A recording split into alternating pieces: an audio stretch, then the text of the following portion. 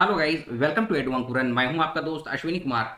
और आज का जो वीडियो है ये आपको जैसे कि जेपीएससी मेंस की तैयारी कराई जा रही है और आप लोगों को हर डिटेल्स प्रोवाइड कराया जा रहा है आपके क्लासेस में। आप लोगों को ये भी बताया जा रहा है कैसे आंसर राइटिंग करना है। बहुत सारे लोग आप लोग लिख के दे रहे हैं और उन लोगों को रेक्टिफाई करके जो भी करेक्शन हो सकता है उसको हम लोग मतलब कि भेजते जा रहे हैं आप लोगों को। तो उससे क्या होगा ना कि कम समय में भी आप लोग का आंसर राइटिंग का प्रैक्टिस भी होता जाएगा और कंटेंट भी कंप्लीट होता जाएगा। अब एक और इनिशिएटिव लिया जा रहा है कि जैसे कि आप लोगों को 22 राइटर्स के बारे में पढ़ना है। वो 22 राइटर्स का जो है ना, आपको जो बनकेवरा भाग 2 की पुस्तक है उसी में जो कविताएं आपको गीत आपको दी गई है ना, उसी में से उन राइटर्स को लिया गया है जैसा कि हम लोगों के द्वारा देखा गया है। ठीक है, हमारी टीम के द्वारा जो हम लोगों ने देखा है। तो हम लोग अभी क्या कर रहे हैं कि कोशिश किया जा रहा है कि जितने भी राइटर्स के बारे में बतला रहे हैं, बनकेवरा के जो गीत है उसको तो उसमें पुट करते ही हैं। बनकेवरा का भी जो गीत है उसका मीनिंग आप लोग को दे दिया जाएगा, क्योंकि इन जनरल जेपीएससी में बनकेवरा से पिछले 2 एग्जामिनेशन में प्रश्न नहीं देखे गए हैं। लेकिन फिर भी हम लोगों को अपने तरीके से तैयार रहना चाहिए। ठीक है, क्वेश्चन आपको आ सकता है कि कोई भी जैसे कि सुम रहूं सतगुरु नामक, ठीक है, इसका भावार्थ लिखने के लिए दे देगा। ठीक है, कि महंत घासी का गीत है, सुमिरहूं सतगुरु नाम, ओकर आशय के समझाओ, 20 नंबर का दे देगा। ठीक है, तो आपको पूरा कविता याद रखना नहीं है, लेकिन फिर भी कोशिश कीजिएगा कि कम से कम दो, जैसे कि यहाँ पर इसको मैं थोड़ा सा बड़ा कर दूं क्या, थोड़ा सा बड़ा कर देता हूँ पहले ताकि आप लोग को देखने में सुविधा होगी। ठीक है, ये करेक्ट। तो आज का जो वीडियो है, बनकेवरा भाग 2 से सुमिरहूं सतगुरु नाम, इसका भावार्थ मैं आपको समझा दे रहा हूं। पेन और पेपर लेके बैठना है। देखिए, हम लोग इस बार पूरा टाइप करके आप लोग को नहीं देंगे। क्यों? क्योंकि आप लोग को आंसर राइटिंग वहां पे करना है जाके। सबसे बेस्ट तरीका यही रहता है, पेन और पेपर लीजिए, लिखना शुरू कीजिए, जो भी दिमाग में है बस लिख डालिए। ठीक है, चलिए, बेनकेवरा का ये जो कविता है इसको आपके सामने रख दिया जा रहा है। महंत घासी की रचना है। महंत घासी के बारे में पूरा डिटेल्स आप लोग को बताया गया है और आप लोग को बोला गया था कि इसको महंत घासी का विचार, इस सबको आप लोग को लिख के देना है। जो भी चीज पढ़ाया गया उसको अपने तरीके से लिख के भेजने के लिए हम लोग बोल रहे हैं। बहुत सारे लोगों का आया है, बहुत सारे लोग नहीं दिए हैं। तो क्लासेस ज्वाइन किए हैं तो आप लोग जरूर से उसको फॉलो कीजिए। ठीक है, एकदम परफेक्शन के साथ आप लोगों का क्लियर होगा। चलिए, हालांकि आज का जो वीडियो है उसमें सुमिरहूं सतगुरु नाम, इसको बढ़िया से अगर फिल कर लीजिएगा, अपने जीवन में उतार लीजिएगा, तो फिर कहीं पर भी कोई कामना नहीं रह जाती है। ठीक है, चलिए शुरू करते हैं। महंत घासी जो है वो निर्गुण भक्ति धारा के कवि हैं। अगर आपको सुमिरहूं सतगुरु नाम अगर लिखने के लिए कहा जाएगा तो इसमें आप यही लिखिएगा कि समरतु सतगुरु नाम महंत घासी का रचना है, जे की निर्गुण विचारधारा से ओत प्रोत हके। ठीक है, देखिए पहला लाइन है, सुमिरहूं सतगुरु को नाम, त्यागहूं नर सकल काम, का मोह में परे, चेतहूं नर चतुर्जन, भले यही अवसरे सखी, मनुक तन फिर ना अवतरे। तो इसका मीनिंग क्या बोला जा रहा है? सुमिरहूं, सुमिरहूं का मतलब होता है स्मरण करो, याद करो, सुमिरन करो सतगुरु का नाम। ठीक है, और त्याग हूं नर सकल काम। सकल काम का मतलब समझ रहे हैं? काम का मतलब जैसे बोलेंगे आप लोग के दिमाग में क्या चला होगा हम समझ रहे हैं, लेकिन फिर भी आपको बतला दिया जाए कि काम का मतलब होता है कामना। ठीक है, आपकी जो इच्छा है अगर उसको जड़ से काट के खत्म कर देते हैं तो फिर आप एकदम प्योर हो जाइएगा, आप प्योर आत्मा की गिनती माने लगिएगा। ठीक है, तो उसी बात को यहाँ पर महंत घासी जो है, महंत घासी कबीर पंथी कवि हैं, एक तरह से कहिए कबीर के विचारधाराओं को लेके ये आगे बढ़े हैं और अपनी गीत रचना किए हैं जो कि निर्गुण भक्ति पर आधारित होती है। ठीक है, इसको आप लोग अपने हिसाब से लिखेंगे। सुमिरहूं सतगुरु नाम, त्यागहूं नर सकल काम। इसमें यही बोला जाए कि सतगुरु का नाम, अपना भगवान का नाम को जपिए। ठीक है, सकल काम जो जो कामना है, वो बोला जाता है ना, फल की चिंता मत करो, अपना कर्म करो। वही बात को यहाँ पर बोल रहे हैं कि सकल काम को त्यागिए और मोह में मत पड़िए। ठीक है, चेतहु नर चतुर्जन, भले यही अवसरे सखी, मनुक तन फिर ना अवतरे। देखिए ये क्या बतलाना चाह रहे हैं कि चेतहु नर, हे मानव, चतुर्जन हो तुम। चतुर्जन का मतलब आपके पास सोचने समझने की क्षमता है, मानव शरीर मिला है। 84 लाख योनि के बाद मानव का जन्म होता है। ठीक है, अगर सही से उस पुराण का नाम हमको याद नहीं आ रहा ठीक से, उसमें लिखा हुआ है कि 84 लाख योनि में 4 लाख बार मनुष्य जन्म होता है। ठीक है, 4 लाख बार मनुष्य का जन्म होता है। तो इसीलिए बोला जा रहा है कि मनुष्य का जन्म जो है ना फिर नहीं आएगा, मनुष्य का तन नहीं आएगा। इसी मनुष्य के तन आने के बाद ना वैकुंठ लोक की प्राप्ति हो जाएगी, देव स्वरूप बन जाइएगा। तो इसी बात को देखिए बतलाया जा रहा है महंत घासी के गीत के माध्यम से। ठीक है, कि सुमिरहु सतगुरु को नाम, त्यागहु नर सकल काम मोह में पड़े। ये माया मोह जो है धरती में, जो माया मोह 10 तरह का है, माँ है, बाप है, भाई है, भौजाई है, दोस्त है, हित है, परिवार है, वो सब मोह माया है। ठीक है, आपको सिर्फ और सिर्फ प्रभु का नाम जपना है। ठीक है, और उसी के पास लास्ट में जाना है। ठीक है, चतुर्जन है, मनुष्य रूपी हम लोग हैं, नर हैं। ठीक है, सोचने समझने की क्षमता है, और इसी जन्म के बाद देवतुल्य आप होइएगा, देव रूप आप पाइएगा। ठीक है, आत्मा का परमात्मा में मिलन होता है। समझिए, निर्गुण पंथी का विचारधारा क्या है कि आत्मा का परमात्मा में विलीन हो जाना। ठीक है, जो कि निर्गुण भक्ति की एक विचारधारा है। तो उसी बात को यहाँ पर कहा गया है। ठीक है, आई होप इसको आप लोग समझे होंगे, नोट डाउन करते जाइए जो भी बताया जा रहा है। ठीक है, आगे बढ़ रहे हैं। धवलगिरी धराहर धाम, गहजत नहीं आवे काम, रिद्धि सिद्धि मणि भरे, छूटत दुआर सोन भंडार, बस्ती नगरे सखी, मनुख तन फिर ना अवतरे।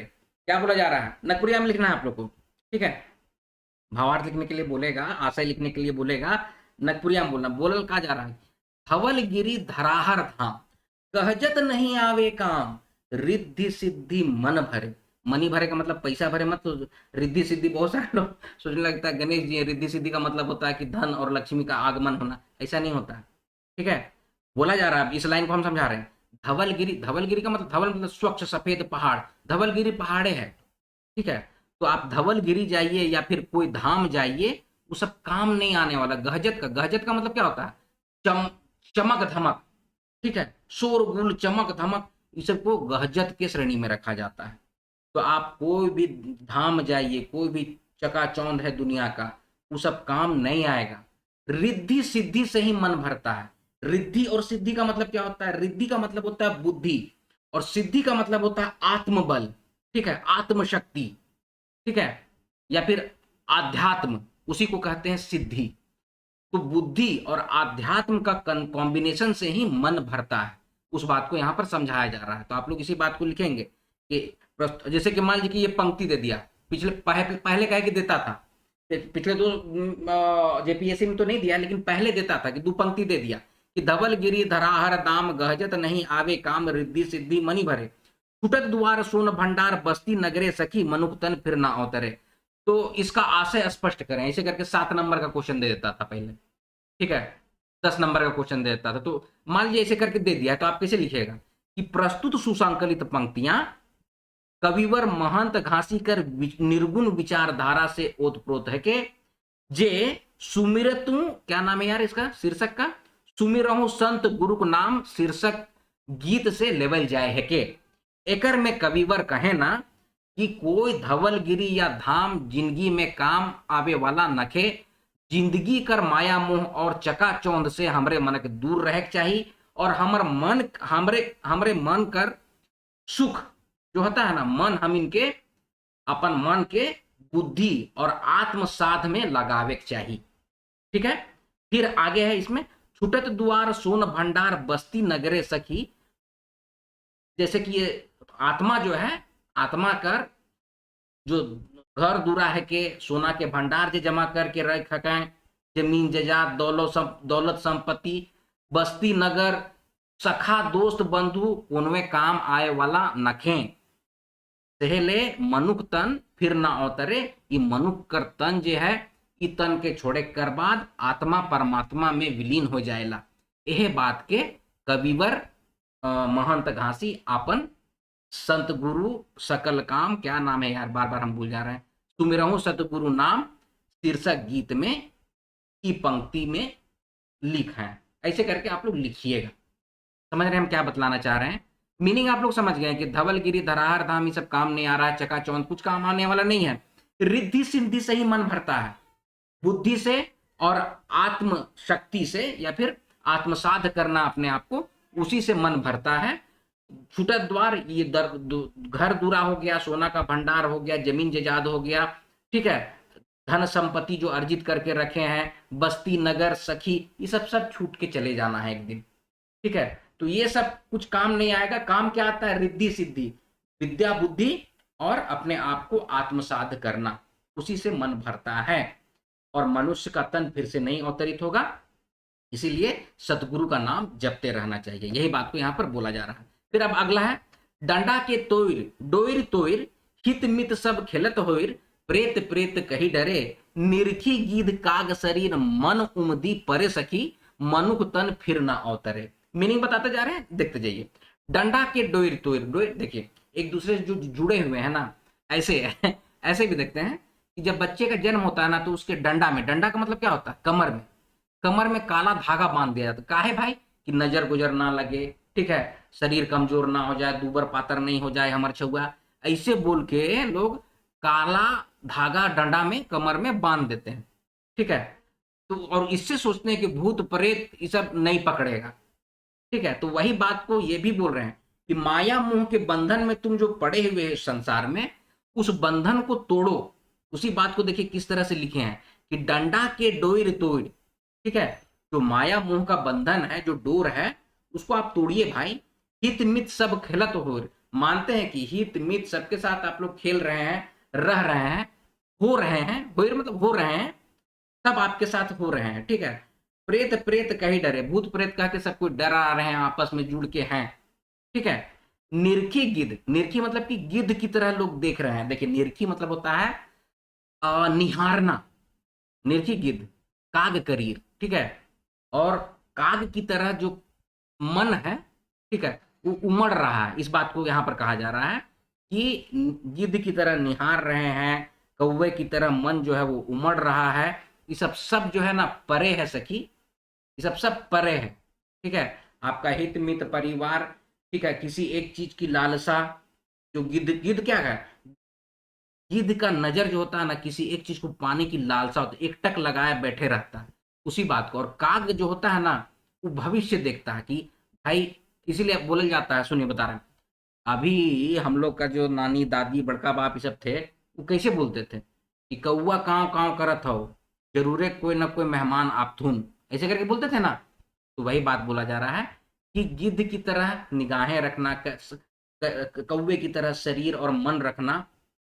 इस तरह से मन जो है ना वो उमड़ता रहता है, जो कि काम नहीं आता है। तो उस सबको तोड़िए और क्या कीजिए? मनुष्य का तन फिर से नहीं आने वाला है, इसीलिए सतगुरु का नाम जपिए। इसी बात को यहाँ पर बोला जा रहा है, ठीक है। कॉन्सेप्ट क्लियर है? चलिए आगे बढ़े। तन तजी किए पयान, अन्न छोड़ी चित निदान, तरुण केस जरे, कोड़ी जरी अंग, होत खंक, काया सुंदरे सखी, मनुष्य तन कभी ना अवतरे। तो अब देखिए यहाँ पर, देखिए मतलब जो गीत लिखा जाता है ना, देखिए कैसे कैसे होता है, सो भी हम थोड़ा सा बता रहे हैं। यहाँ पर सबसे पहले पूरा मानव के बारे में बतलाया फर्स्ट स्टैंजा में, उसका आत्मा, मानव, मानव का कामना, उसके बारे में बतलाया। दूसरा में क्या बताया ना कि जो पाखंड टाइप का चीज जो होता है, ठीक है, वो सब भी काम नहीं आने वाला है। आपका मन जो है, दूसरा पॉइंट में क्या बता रहे हैं, सिर्फ अपने मन को आत्मसात कीजिए और बुद्धि और विवेक का संचार कीजिए। फिर तीसरा में क्या बोल रहे हैं कि जो आप बंधे हुए हैं एक बंधन से, हित मित परिवार, इस सब के साथ, उसको तोड़िए, ठीक है। अब चौथा में क्या कह रहे हैं कि चलो भाई, बहुत सारे लोग ऐसे भी होते हैं ना जिनको अपने से बहुत प्यार होता है, अपनी सुंदरता से, अपना शरीर से, ठीक। तो वही चीज को बोल रहे हैं आप, तन तजी किए पयान। ये तन जो है ना वो प्रस्थान कर जाएगा, आपका आत्मा जो है ना वो तन को छोड़ के चला जाएगा। पयान का मतलब होता है प्रस्थान करना, चले जाना। तन तजी किए पयान, आप और हम जो है ना, शरीरवा जो है ना वो एक दिन जर जाएगा। वही बात को, अन्न छोड़ी चित निदान ये चित जो है ना, उस आप जो अन्न खा रहे हैं, ठीक है, जो मुर्गा भात खा रहे हैं और मस्त मछली तियन सब रांध ओढ़ के खा रहे हैं ना भाई, वो आपका शरीर को सिर्फ पौष्टिक बना रहा है। आपका आत्मा जो है ना, चित जो है, वो सबको छोड़ के चला जाएगा, ठीक है। तरुण केश जरे, और जो नया नया जो बाल अभी जुल्फ लहरा रहे हैं सबको आप लोग, ठीक है, हम थोड़ा सा ना बहुत ज्यादा कॉन्टेम्परेरी वर्ल्ड में बात करते हैं, मतलब अभी के समय जो चल रहा है, ठीक है, कि हेयर स्टाइल ऐसा होना चाहिए, तो वैसा टाइप का नहीं। तो वो सब जल जाना है एक दिन। पोड़ी जरी अंग होत खंग, आपका शरीर है एक दिन जल जाएगा, खंखड़ हो जाएगा, छुछा हो जाएगा, ठीक है। काया सुंदर जो है वो सब खत्म हो जाएगा, ठीक है। तो इसीलिए बोल रहे हैं कि मनुष्य का शरीर फिर से अवतरित नहीं होगा, इसीलिए भगवान जो अपना जो सतगुरु है उसका नाम जपते रहो, और अंत में आत्मा परमात्मा में विलीन हो जाएगा, ठीक है। चलिए आगे बढ़ रहे हैं फिर से। सुख हित बंधु परिवार, फिर से बोल रहे हैं, बंधु हो गया, परिवार हो गया, माता पिता हो ही किनार, कोई ना पाछौ परे, बांधी जम देवत दंड, सासती बहुत करे, सखी मनुख तन फिर ना अवतरे। यहाँ पर फिर से क्या कहा जा रहा है फिफ्थ वाला स्टैंजा में, कि देखो भैया, सुत हो मानी सुत मतलब बेटा, ठीक है, सुत मतलब बेटा, हित बंधु परिवार, जो आपका बंधु है, परिवार वाले लोग हैं, ठीक है, संबंधी लोग हैं, इवन माता पिता हैं, वो सब भी सब किनारे हो जाएंगे, ठीक है। कोई आपके पीछे पीछे नहीं आएगा, एक बार मृत्यु हो गई, आपका आत्मा प्राण पखेरु उड़ जाएगा, ठीक है, और उसको लेने के लिए कौन आएगा, जम आएगा, जमदूत आएगा, आपको दंड देगा और बहुत परेशान करेगा, बहुत शासित, शासित मतलब कि बहुत सालेला, साले मतलब दुख देगा, ठीक है। तो इसीलिए बोला जा रहा है कि आत्मा को पवित्र रखिए, चित्त को बढ़िया बनाइए, ठीक है। सुंदर तन काम नहीं आएगा, जर जाएगा, परिवार काम नहीं आएगा, छोड़ जाएगा, इसीलिए अपने मन को प्रभु की भक्ति में लगाइए और सतगुरु के नाम पर लगाइए, ठीक है। चलिए फिर अगला स्टैंजा है, संग है ना प्रिया सजीव, जेही बदे नर देत जीव, केहू नहीं संगे जरे, घरी पहर रोवत फिरत, चित धरे नहीं हरे, सखी मनुख तन फिर ना उतरे। सॉरी, इसमें क्या बोला जा रहा है कि कोई प्रिय आपके संग नहीं रहेगा, जो आपका ही प्रिय है, बहुत ज्यादा प्रिय है, वो भी आपके साथ नहीं रहेगा, सजीव नहीं रहेगा, जीवित नहीं रहेगा, एक ना एक दिन मर जाना है। और जो आपको बदी कर रहा है, मतलब कि जो आपका दुश्मन भी है, चाहे आपका प्रिय हो चाहे वो आपका दुश्मन हो, वो सब कोई जीव आपका साथ नहीं देने वाला है, वो आपके साथ नहीं मरेगा, आपके साथ नहीं जरेगा, समझ रहे हैं। तो घड़ी पहर रोवत फिरत, चित धरे नहीं हरे, ठीक है। तो मतलब बोल रहा है कि मान लीजिए आपकी प्रिया, प्रिया मतलब कि आपकी पत्नी है, ठीक है, वो भी थोड़ा देर के लिए रोएगी, ठीक है, घड़ी पहर रोवत फिरत, चित धरे नहीं हरे, सकी उसके बाद फिर वो नैहर चली जाएगी, ठीक है। लेकिन आपका जो मन है, आपका जो चित्त है, वो किसी का साथ नहीं है, वो अकेला है, इसीलिए प्रभु का नाम जपिए। फिर आगे है, जड़ महंत घासी दास, राखूं हरि पर विश्वास, काम ताकी मरे, करु विचार नाम आधार, ओहे हैं जब हमरे सखी, मनुक तन फिर ना अवतरे। बोला जा रहा है क्या कि जड़ महंत, जड़ बोला जाता है ना कि हम थोड़ा सा जड़ है, मतलब कि हम हमारे पास सोच कम है, बुद्धि कम है, तो उसी तरह से इस तरह से कविवर लोग, गीतकार लोग अपने आप को कहते हैं कि अधम है हम, जड़ हैं हम, ठीक है। तो जड़ महंत मतलब कि मैं छोटा सा मनुष्य हूं, मुझे उतना समझ नहीं है, बस इतना ही समझ में आया है कि हमको हरि का पर विश्वास रखना चाहिए। हरि मतलब कि भगवान विष्णु की बात की जाती है, हरि कहे कि वैकुंठ लोक उन्हीं का है कहा जाता है, तो सबसे पवित्र होता है आत्मा जब वैकुंठ लोक को चली जाती है, ठीक है। तो वही बात को बोला जा रहा है कि जड़ महंत घासी दास, राखूं हरि पर विश्वास, काम ताकि मरे, ठीक है। कामना जो है, ठीक है, जैसे कि अभी आप लोग जेपीएससी की तैयारी कर रहे हैं, आप लोगों का भी कामना, अरे भाई एक बार डीएसपी बन जाबो नहीं रे, तब देख लेबो कि हम ऐसा करबो, ठीक है, एक बार रुक ना एसडीओ बन जाबो नहीं तो ऐसा करबो वैसा करबो, आता है ना 10 तरह का भी, उसको कहते हैं कामना। और वो सबसे बड़ा ट्रैप है, समझे, वो सबसे बड़ा, उसको क्या बोलते हैं, अपने मन का सबसे बड़ा गंदगी वही है, कामना। अगर हम लोग कामना नहीं करते हैं, अभी जैसे कि आपको अभी पढ़ा रहे हैं, आपका एक के काम होना चाहिए कि जो पढ़ाया जा रहा है उसको बस नोट डाउन करो, और हम इसको जिस तरह से मैं बतला रहा हूँ उसी तरह से आप कॉपी में लिखने की क्षमता रखेंगे, बस इतने करना है। सिलेक्शन होगा नहीं होगा वो जाए, उससे हमको कोई मतलब नहीं, हम जो पढ़ रहे हैं इस नॉलेज हमको आना चाहिए बस। कर्मण्येवाधिकारस्ते माँ फलेषु कदाचन, बोला गया ना, कर्म की इच्छा मतलब कि फल की इच्छा मत कीजिए, कर्म कीजिए। वही बात को यहाँ पर बोल रहे हैं कि काम जो है ना हम उसको मार देना चाहते हैं, तो कैसे मरेगा कि हरि पर विश्वास करेंगे। हरि क्या बोलते हैं, हरि श्रीमद् भगवत गीता में बोल के गए हैं कि कर्म का फल मिलता है, तो अपने कर्म पे विश्वास करो, ठीक है, फल की चिंता मत करो। तो वही चीज आप लोग को भी हम बोल रहे हैं कि आप लोग को सिलेक्शन होगा नहीं होगा, एग्जाम कब होगा, वो सब ज्यादा मत बनिए। आपको जो पढ़ाया जा रहा है बस उसी को फॉलो कीजिए। समझ रहे हैं मेरी बात को? हाँ, तो आप लोग को भी यही सोचना है कि क्या, कि हम लोगों को विश्वास रखना है कि हम जो अपना काम कर रहे हैं, अपना कर्म है, वही हमारी पूजा है ना। वही बात को यहाँ पर बोल रहे हैं, विचार कर रहे हैं, आधार वही है जब हमारे सखी, हम लोग का सखी कौन है, तो हरि है, ठीक है। तो हम जब जानते हैं कि हमको अंत में उसी के पास जाना है, तो भाई हम उसी को ना सुमिरन करेंगे, उसी का ना ध्यान करेंगे, उसी का ना स्मरण करेंगे।